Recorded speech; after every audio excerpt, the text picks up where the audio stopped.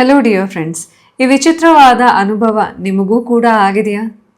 So ನೀವು ಅಂದ್ಕೊಂಡಿದ್ದು ಸಿಕ್ಕಾಗಿರುತ್ತೆ ಅಥವಾ ನೀವು ಮ್ಯಾನಿಫೆಸ್ಟ್ ಮಾಡಿರ್ತೀರಿ. ನಿಮ್ಮ ಕೆಲಸ ಇರ್ಬೋದು, ಪ್ರೀತಿ ಇರಬಹುದು, ಅಥವಾ ದುಡ್ಡು ಇರ್ಬೋದು, ಮನಸ್ಸಿನ ನೆಮ್ಮದಿ. ಇನ್ನೇನು ನೆಮ್ಮದಿಯಿಂದ ಜೀವನ ನಡೆಸಬೇಕು ಅನ್ಬೇಕಾದ್ರೆ, ಎಲ್ಲವೂ ಸರಿ ಹೋಗ್ತಾ ಇದೆ ಅನ್ಬೇಕಾದ್ರೆ ಒಂದು ಅವ್ಯಕ್ತವಾದ ಭಯ ನಿಮ್ಮನ್ನು ಕಾಡುತ್ತಾ? ಸೊ ಯಾರ್ದಾದ್ರು ಕಣ್ಣು ಬಿದ್ದುಬಿಟ್ರೆ ಅಥವಾ ಸಡನ್ನಾಗಿ ಏನಾದ್ರು ಮತ್ತೆ ಕೆಟ್ಟದಾಗೋಗ್ಬಿಟ್ರೆ, ಸೊ ಈ ಒಂದು ಖುಷಿ ಜಾಸ್ತಿ ದಿನ ಉಳಿಯುತ್ತೋ ಇಲ್ವೋ, ಸೊ ಈ ರೀತಿ ಒಂದು ರೀತಿ ಇನ್ಸೆಕ್ಯೂರಿಟಿಯಿಂದ ಕೂಡಿದ ಭಯ ನಿಮ್ಮಲ್ಲಿ ಕಾಡುತ್ತಾ? ಹಾಗಾದರೆ ಇದೇನು ವಾರ್ನಿಂಗ್ ಸೈನಾ? ಖಂಡಿತ ಅಲ್ಲ. ನಮ್ಮ ಬ್ರೈನ್ನಲ್ಲಿರುವಂತಹ ಸಣ್ಣ ಗ್ಲಿಚ್ ಅಷ್ಟೇ, ಅಥವಾ ಸಣ್ಣ ಟೆಕ್ನಿಕಲ್ ಎರರ್ ಅಂತಲೂ ಹೇಳ್ಬೋದು. ಸೊ ಈ ತಾಂತ್ರಿಕ ಸಮಸ್ಯೆಯನ್ನು ನಾವೇನಾದರೂ ಸರಿಪಡಿಸ್ಕೊಂಡ್ವಿ ಅಂತ ಅಂದರೆ, ನಾವೇನು ಮ್ಯಾನಿಫೆಸ್ಟ್ ಮಾಡಿರ್ತೀವಲ್ಲ ಅದನ್ನು ಖುಷಿಯಿಂದ ಅನುಭವಿಸ್ಬೋದು. ಜೊತೆಗೆ ಇನ್ನೊಂದು ಏನಂತ ಅಂದರೆ, ನಾವೇನು ಮ್ಯಾನಿಫೆಸ್ಟ್ ಮಾಡಿರ್ತೀವಿ ಅಥವಾ ನಮ್ಮ ಜೀವನದಲ್ಲಿರುವ ಖುಷಿಯನ್ನು ನಾವು ಕಂಪ್ಲೀಟಾಗಿ ಮನಸ್ಸಿನಿಂದ ಅನುಭವಿಸದೇ ಇದ್ದಾಗ, ಅವ್ಯಕ್ತ ಭಯವನ್ನು ಎಲ್ಲೋ ಒಂದು ಕಡೆ ಕ್ಯಾರಿ ಮಾಡಿದಾಗ, ಇನ್ನು ಮುಂದೆ ನಾವು ದೊಡ್ಡ ದೊಡ್ಡ ವಿಷಯಗಳನ್ನು ಮ್ಯಾನಿಫೆಸ್ಟ್ ಮಾಡಲಿಕ್ಕೆ ತಡೆ ಗೋಡೆ ಆದಾಗೆ ಆಗುತ್ತೆ. ಸೊ ಇವತ್ತಿನ ವಿಡಿಯೋದಲ್ಲಿ ನಿಮ್ಮ ಪ್ರೋಗ್ರೆಸ್ಗೆ ಅಡ್ಡಿ ತರ್ತಾ ಇರುವಂಥ ಈ ಭಯದ ಗೋಡೆಯನ್ನು ಹೇಗೆ ಒಡೆದು ಹಾಕಿ ನೀವು ಆರಾಮಾಗಿ ನಿಮ್ಮ ಲೈಫ್ನ ಎಂಜಾಯ್ ಕೂಡ ಮಾಡಬಹುದು ಆ್ಯಂಡ್ ಮತ್ತು ಅಮೇಝಿಂಗ್ ಥಿಂಗ್ಸ್ನ ಮ್ಯಾನಿಫೆಸ್ಟ್ ಮಾಡೋದು ಹೇಗೆ ಅನ್ನೋದನ್ನು ತಿಳ್ಕೊಳ್ಳೋಣ. ಅದಕ್ಕಿಂತ ಮುಂಚೆ ನನ್ನ ಹೆಸರು Sanjana, I am a life coach and healer. ನಿಮ್ಮೆಲ್ಲರಿಗೂ believe achieve TV Kannada YouTube ಚಾನೆಲ್ಗೆ ಪ್ರೀತಿಯ ಸ್ವಾಗತ. ನಿಮ್ಮೆಲ್ಲರ ಪ್ರೀತಿಗೆ, ಕಾನ್ಸ್ಟೆಂಟ್ ಸಪೋರ್ಟ್ಗೆ ತುಂಬ ಥ್ಯಾಂಕ್ಸ್. ಇವತ್ತಿನ ವಿಡಿಯೋ ಸ್ಟಾರ್ಟ್ ಮಾಡೋಣ. Let's get started. ಸೊ ನಮಗೆ ಸುಮಾರಷ್ಟು ವರ್ಷಗಳಿಂದ ಒಂದೇ ರೀತಿ ಫುಡ್ ತಿಂದು ಅಭ್ಯಾಸ ಆಗಿರುತ್ತೆ ಅಂತ ತಿಳ್ಕೊಳ್ಳಿ. ಫಾರ್ ಎಕ್ಸಾಂಪಲ್ ಗಂಜಿ, ಆಯಿತಾ? ಸೊ 3 ಹೊತ್ತು ಗಂಜಿ ಕುಡಿದೇ ಅಭ್ಯಾಸ ಆಗಿರುತ್ತೆ. ಗಂಜಿನೇ ನಮ್ಮ ಪ್ರಪಂಚ ಆಗಿರುತ್ತೆ. ಆಲ್ ಆಫ್ ಅ ಸಡನ್ ಒಂದು ದಿವಸ ಏನಾಗುತ್ತೆ, ಯೂನಿವರ್ಸ್ ನಮ್ಮ ಕಣ್ಣು ಎದುರುಗಡೆ ಹಬ್ಬದ ಊಟ ಬಡಿಸುತ್ತೆ ಅಂತ ತಿಳ್ಕೊಳ್ಳಿ, ಅಥವಾ ನಮ್ಮ ಕಣ್ಣು ಎದುರುಗಡೆ ಹಬ್ಬದ ಊಟ ಇದೆ. ಆ ಹಬ್ಬದ ಊಟಕ್ಕೋಸ್ಕರ ಯೂನಿವರ್ಸ್ ಹತ್ರ ನೀವು ಪ್ರಾರ್ಥಿಸಿದ್ರಿ. ಆ ಹಬ್ಬದ ಊಟದ ಅವಶ್ಯಕತೆ ನಿಮಗೂ ಇತ್ತು, ಆಸೆನೂ ಇತ್ತು. ದ ಮೊಮೆಂಟ್ ಯೂನಿವರ್ಸ್ ನಿಮಗೆ ಹಬ್ಬದ ಊಟ ಕೊಟ್ಟ ತಕ್ಷಣ ನಮ್ಮ ಮನಸ್ಸಿನಲ್ಲಿ ಯಾವ ಭಾವನೆ ಮೂಡುತ್ತೆ? ಓ, ಇವನ್ನೆಲ್ಲ ಹಾಗಾದರೆ ನಾನು ಇಷ್ಟೆಲ್ಲ ತಿಂಡಿ ತಿನಿಸು ಎಲ್ಲ ಇರುವಂಥ ಹಬ್ಬದ ಊಟವನ್ನು ತಿಂದರೆ ನನಗೇನಾದರೂ ಹೊಟ್ಟೆ ಕೆಟ್ಟೋಗುತ್ತಾ? ಅಥವಾ ಇದು ನಿಜಾನ, ನನ್ನ ಭ್ರಮೆನ? ಈ ಖುಷಿ ಜಾಸ್ತಿ ದಿನ ಇರುತ್ತಾ? ಈ ಖುಷಿಗೆ ಯಾರ್ದು ಕಣ್ಣು ಬೀಳಲ್ಲ ತಾನೆ? ಸೊ ಈ ರೀತಿ ನಮ್ಮ ಕಣ್ಣು ಎದುರುಗಡೆನೆ ಖುಷಿ ಇದ್ದಾಗ, ಬಯಸಿದ್ದು ಇದ್ದಾಗ ಕೂಡ ನಾವು ರೀತಿ ಭಯದಿಂದ ಕೂಡಿರುವಂಥ ಭಾವನೆ ನಮ್ಮಲ್ಲಿ ಕ್ರಿಯೇಟ್ ಆಗ್ತಾ ಹೋಗುತ್ತೆ. ಒಂದು ರೀತಿ ಆತಂಕ ಕ್ರಿಯೇಟ್ ಆಗ್ತಾ ಹೋಗುತ್ತೆ. ಹಾಗಂದರೆ ನಿಮಗೆ ಹಬ್ಬದೂಟ ಇಷ್ಟ ಇಲ್ಲ ಅಂತನ? ತುಂಬ ಇಷ್ಟ. ಆದರೆ ನಮಗೆ ಆ ಹಬ್ಬದೂಟವನ್ನು ಜೀರ್ಣಿಸಿಕೊಳ್ಳುವಂಥ ಶಕ್ತಿ ಇಲ್ಲ ಅಂತ ಅರ್ಥ ಅಷ್ಟೆ. ಸೊ ನಮ್ಮ ಮನಸ್ಸು ಸ್ಟ್ರಗಲ್, ಬೇಜಾರು, ನೋವು, ಅವಮಾನ, ತಿರಸ್ಕಾರ, ಸೊ ಇವಕ್ಕೆ ಒಂದು ರೀತಿ ಒಗ್ಗೋಗಿರುತ್ತೆ. ಇವನ್ನೇ ಜೀರ್ಣಿಸಿಕೊಂಡು ನಮಗೆ ಈಗ ಹೊಸದಾಗಿ ಒಂದು ಖುಷಿ ಅಥವಾ ನಮ್ಮ ಜೀವನದಲ್ಲಿ ಏನೋ ಒಂದು ಒಳ್ಳೆ ಗ್ರೋತ್ ಕಂಡಾಗ ಅದನ್ನು ಜೀರ್ಣಿಸಿಕೊಳ್ಳಿಕ್ಕೆ ಶಕ್ತಿ ಇರಲ್ಲ. ಯಾಕೆ ಹೀಗಾಗ್ತಾ ಇರುತ್ತೆ? ಸೊ ನಮ್ಮೆಲ್ಲರಲ್ಲೂ ಕೂಡ ಒಂದು ಲಿಮಿಟಿಂಗ್ ಬಿಲೀಫ್ ಇದೆ. ಆ ಲಿಮಿಟಿಂಗ್ ಬಿಲೀಫ್ನ ದಾಟಲಿಕ್ಕೆ ನಾವು ಯಾರೂ ಇಷ್ಟಪಡ್ತಾ ಇರಲ್ಲ. ನಿಮ್ಗೆ ನೆನಪಿದೆಯಾ, ಚಿಕ್ಕವರಿರ್ಬೇಕಾದ್ರೆ ಜಾಸ್ತಿ ನಗಬೇಡ, ನೀನು ಅಳಬೇಕಾಗತ್ತೆ. ಸೊ ಎಷ್ಟು ಜಾಸ್ತಿ ನಗ್ತೀಯೋ ನೆಕ್ಸ್ಟ್ ಅಳ್ತೀಯ ನೋಡು ಅಂತ. ಸೊ ಇದನ್ನೇ ಕೇಳ್ಕೊಂಡು ಬೆಳೆದಿದ್ದೀವಿ ನಾವು. ಈಗಲೂ ಕೂಡ ನಮ್ಮ ಮನಸ್ಸಿನಲ್ಲಿ ಅಷ್ಟೇ. ಯಾವಾಗಲೇ ಆಗಲಿ ಒಂದು ಒಳ್ಳೆಯ ಖುಷಿಯನ್ನು ನೀವು ಮ್ಯಾನಿಫೆಸ್ಟ್ ಮಾಡಿದಿರಿ ಅಂತ ತಿಳ್ಕೊಳ್ಳಿ. ಲೈಫ್ನಲ್ಲಿ ಒಂದು ದೊಡ್ಡ ಸಕ್ಸಸ್ನ ಮ್ಯಾನಿಫೆಸ್ಟ್ ಮಾಡಿದಿರಿ ಅಂತ ತಿಳ್ಕೊಳ್ಳಿ. ದ ಮೊಮೆಂಟ್ ಆ ಸಕ್ಸಸ್ ಬಂದ ತಕ್ಷಣ ಮನಸ್ಸು ಏನು ಮಾಡುತ್ತೆ? ಓ, ಈ ಸಕ್ಸಸ್ ಅಥವಾ ಈ ಖುಷಿ ಹಿಂದೆ ಏನೋ ಒಂದು ನೋವು ಅಡಗಿದೆ ಅಂತ ಆ್ಯಂಟಿಸಿಪೇಟ್ ಮಾಡಲಿಕ್ಕೆ ಅಥವಾ ಹುಡುಕ್ಲಿಕ್ಕೆ ಸ್ಟಾರ್ಟ್ ಮಾಡುತ್ತೆ. ಸೊ ಮನಸ್ಸು ಈ ರೀತಿ ಹುಡುಕ್ತಾ ಏನು ಮಾಡುತ್ತೆ ಅಂತೆ, ನಿಮ್ಮಲ್ಲಿ ಮಿಸ್ಟೇಕ್ಸ್ ಹುಡುಕತ್ತೆ ಅಥವಾ ನಿಮ್ಮ ಸುತ್ತಮುತ್ತ ಇರೋರಲ್ಲಿ ಮಿಸ್ಟೇಕ್ಸ್ ಹುಡುಕತ್ತೆ. ಯಾಕೆ? ತನ್ನಂತ ಪ್ರೊಟೆಕ್ಟ್ ಮಾಡ್ಕೊಳ್ಳಿಕ್ಕೆ. ಸೊ ಎಲ್ಲೋ ಒಂದು ಕಡೆ ಖುಷಿ ಅನ್ನೋದು ಡೇಂಜರ್ ಅನ್ನೋವಂತಹ ಭಾವನೆ ನಿಮ್ಮ ಮನಸ್ಸಲ್ಲಿ ಹೋಗಿ ಕೂತಿರುತ್ತೆ, ನಮ್ಮ ನರ್ವಸ್ ಸಿಸ್ಟಮಲ್ಲೇ ಹೋಗಿ ಕೂತಿರುತ್ತೆ.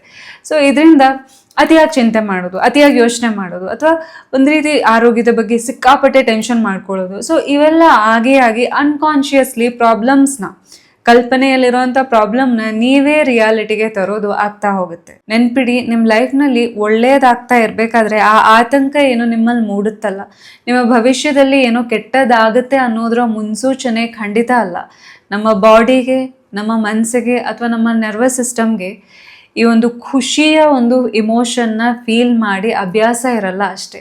ಸೊ ಬರೀ ಸ್ಟ್ರಗಲ್, ನೋವು ತಿಂದೇ ಅಭ್ಯಾಸ ಇದ್ದಾಗ, ಈ ಹೊಸದೇನೋ ಎಮೋಷನ್ ಫೀಲ್ ಮಾಡ್ತಾ ಇದ್ದಾಗ, ಹೊಸತು ಯಾವಾಗಲೂ ಅಷ್ಟೇ ನಮ್ಮ ನರ್ವಸ್ ಸಿಸ್ಟಮ್ಗೆ ಒಂದು ರೀತಿ ಥ್ರೆಟ್ ಥರ ನೋಡುತ್ತೆ ಅದು ಅಷ್ಟೇ, ಮತ್ತಿನ್ನೇನು. ಹಾಗಾದರೆ ಇದರಿಂದ ಹೇಗಪ್ಪ ಹೊರಗಡೆ ಬರೋದು? ಸೊ ಫಸ್ಟ್ ಸ್ಟೆಪ್ ಏನು ಅಂತ ಅಂದರೆ, ನೇಮ್ ದ ಎಕ್ಸ್ಪಾನ್ಷನ್ ಅಥವಾ ಬದಲಾವಣೆಗೆ ಹೆಸರಿಡಿ. ನಿಮ್ಮ ಮಾತಿಗೊಂದು ಶಕ್ತಿ ಇದೆ. ನೀವು ಆಡೋ ಪ್ರತಿ ಪದಗಳು ಏನಿರುತ್ತೆ ನಿಮ್ಮ ಬದುಕನ್ನು ಬದಲಾಯಿಸುವಂತಹ ಶಕ್ತಿ ಹೊಂದಿದೆ.